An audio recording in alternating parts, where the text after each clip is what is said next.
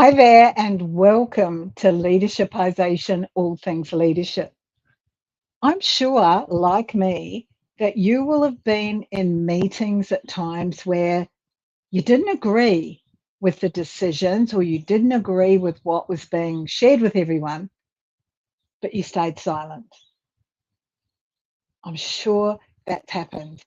And I'm sure, like me, that your leader or your manager probably thought that you did agree because you hadn't said anything. The interesting thing here is that very often the leader has misread the silence totally.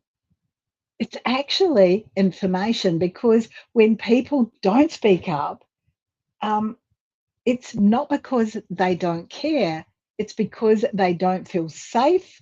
They don't feel as though what they have to say is going to be useful, and or they don't think it's worth the effort. So today what we're going to be talking about is why your team might be going quiet and how as leaders we actually train people into silence. We encourage that silence by our behaviours sometimes, and we're going to look at what creates a culture where your team are contributing, where there's honesty, and where they can do that with confidentiality. And the key thing is where they will communicate with you really early. So come on and join us.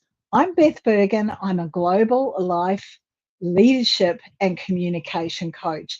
And I work with executives, I work with managers, and I work with business owners to help them to build their influence, their authority, and their leadership intelligence. And I'm here live each Tuesday at 1 p.m. Australian Eastern Standard Time. Now, as you can imagine, this is a really big topic. This topic of your team being silent, so what's going on, it's a massive topic and it happens much more than we realize. The first thing for you to be doing is this. Notice what you're noticing because the silence is data for you. The silence is data for you. It tells you something. It tells you, is there trust? Is there safety? Are people bringing their past experiences with leaders to the table? What happens is that silence in a meeting in these situations is actually a learned behavior. People become quiet. They didn't necessarily come into the meeting quiet, into like remembering that this isn't just one meeting that we're talking about, it's a number of meetings. But what generally happens is that people stop speaking because it's not worth it anymore. Perhaps they were dismissed by a past leader. Perhaps someone kept interrupting them. What they had to say may have been ignored. They might have been corrected publicly.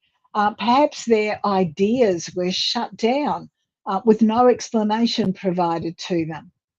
Perhaps they've sat back and they've watched others get punished for their honesty. So silence is data. Notice what you're noticing because often silence is a self-protection. Your team member may be protecting themselves and it may not necessarily be disengagement. What that leads to is what is psychological safety? And this is our second point. Psychological safety is about giving your team permission. It's giving your team permission to say things, and giving your team permission is all about you doing a lot of small things. You don't create safety just by saying, you can speak freely here. That's not enough. You actually create safety by how you respond when your team members do speak up. Now, I just want to remind you that our communication, the way that others receive our communication, around about 55% of that is our nonverbal, and 38% is the way we're using our voice. So we create this feeling of psychological safety by how we respond when they do speak up. So you have some ownership here. If your tone changes when you're challenged, people notice that. Those small things matter. If you look as though you're going to roll your eyes, those facial expressions, those small things matter. Are you curious when someone speaks up? Or do you immediately move to that defensive position? People watch all of this. They watch and they notice those small things, and then they make a decision about whether they feel safe. And safe isn't about being nice or avoiding tension. Safe is about people actually knowing and feeling really certain that they won't be embarrassed, they won't be punished, or they won't be ignored for contributing. And, you know, the very best teams feel safe enough to disagree. They feel safe enough to challenge their manager or leader, and they feel safe enough to, how to put it, to experiment and to innovate or to disrupt a process or a system that may already have been happening. Yeah? You don't create safety by saying you can speak freely here. It's all those other things. So the third point is this one. You as the leader sets the culture and the climate in your team, and sometimes you're going to get it wrong. And that's okay, because if you realize you've got it wrong, you can fix it up. Your emotional state, how you are, sets the climate. And look, this is a subject that we've talked about for the last 3 weeks about what triggers you and how to manage that and how to have emotional and mental fitness. If you missed those last 3, you can either go in this platform, go down and have a look and see if they're still there. If they're not, reach out, and what we'll do is send you some links to them. But, you know, it's kind of a very short summary of what we covered is this. When you're calm, you're going to enable and encourage contribution. When you're reactive, you're likely to be encouraging silence. Like, the other thing to remember is this. It's not your team's job to manage your emotions. It's not your team's job. It's your job.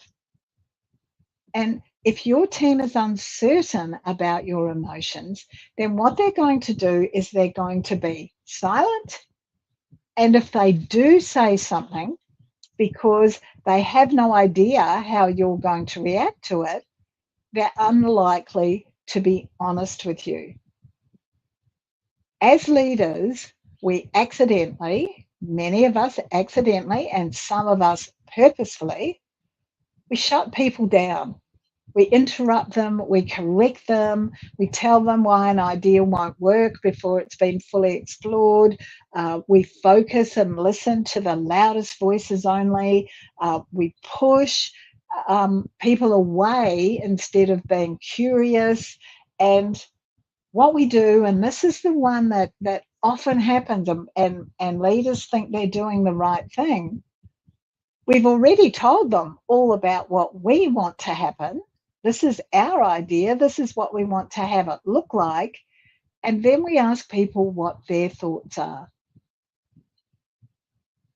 You're asking them for their thoughts on your idea rather than asking them for their thoughts on the whole big issue. And often people won't want to tell you that there are aspects of what you've presented them with that they don't think will work, or that there's a better way of doing it. So be aware of all of those kinds of things. The fourth point I want to make is that silence is expensive. All of these things come at a cost. If your team isn't talking, then it's likely that there will be some risks that's been missed. It's likely that problems will be delayed because they're not being discussed. Everyone will act as though there's kind of harmony, and there won't be harmony. There'll be things bubbling along underneath the surface. There'll be less innovation, less disruption, less change will be able to be easily implemented. Mistakes will keep being repeated. And what will happen is that as the leader, you'll end up carrying the full load of that. Leadership isn't meant to be heavy. You shouldn't be carrying the full load, but no one will step forward to help because then they will be picked out by others.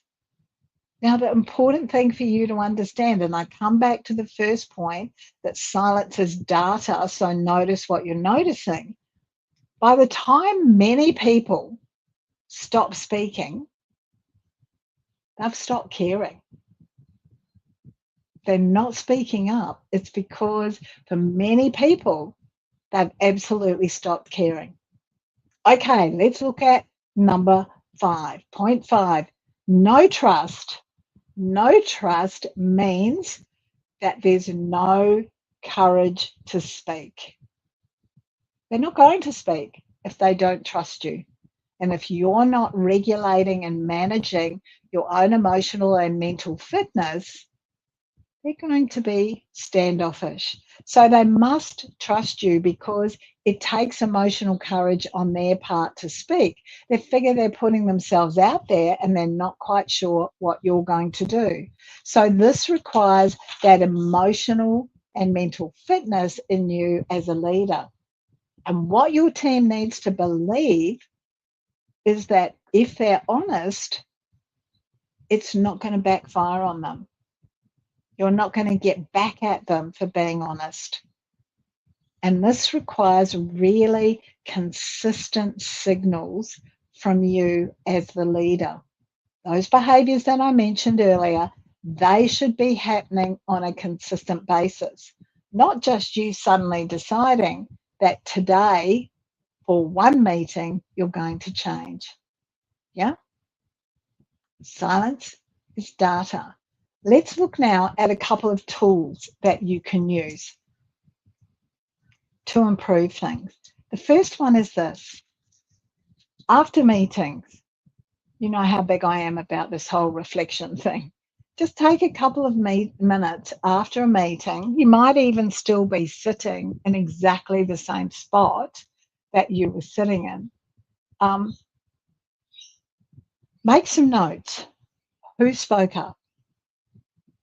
That way you're going to identify, was it the same people all the time? Who holds back? Again, is it the same people all the time? Who didn't speak and what do you think might be holding them back? Now, some people don't speak up because they don't feel as though they're going to add anything to the conversation. The question to ask yourself is, why are they in the meeting? If they're there as an observer only, then that's quite a different role to be playing. But you don't need someone to be observe. At some point, you want them to have something to say. So after you've done that silent signals check and you've done that over a few meetings that have the same people in it, it can be really useful to go to those people one-on-one and to ask for their input or their opinion about whatever it was that was being discussed outside of the meeting. And in this situation, the pressure is off them, but you're actually starting to hear what they say. Now, remember, you're not going to interrupt. You're not going to tell them that their idea is no good. You're going to actually listen and bring that quiet curiosity to the conversation. So that's the first tool. The second tool is really, it's less of a tool and more of a way of behaving. We want you to behave in a way that makes contribution safer. So here are some things that you can do that will be effective almost immediately, that will, and that will encourage that your team to be speaking up. Ask for people's input about a problem before you share your own opinion. Ask them what they think. That way, there's none of this, oh, I better say that to agree with the boss. I better toe the line. Ask them before you share your opinion. That's the first one. The second one is to invite those quiet voices in. So if you've noticed that someone isn't saying very much, then actually say to them, hey, John, I'm really interested in what your take is. Or, hey, John, I'm curious about what you're making of all of this. And when you name someone like that and invite them in that positive way into the conversation, you're giving them permission to speak. And for many people, that's exactly what they're looking for. The third thing is this, to publicly acknowledge the courage to thank you so much for having the courage to speak up. Courage is as important as whether what they have to say is right or not. So it's all about praising and acknowledging that courage rather than just the correctness of what they're saying. Now, these small things done consistently are going to create a safe environment, and they will really help your team to speak up. Yeah. Some reflection questions for us to have a look at. The first one is this. What happens emotionally in me, meaning you, what happens emotionally in me when someone challenges my thinking? And I've put 3 words here just for you to kind of think about, to actually get this this reflection happening. Do you get curious? Oh, okay, I'm interested in that.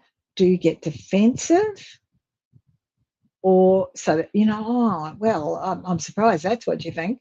Or do you move into that control space where it's all about push, push, push, like, no, I'm not interested in hearing what you have to say.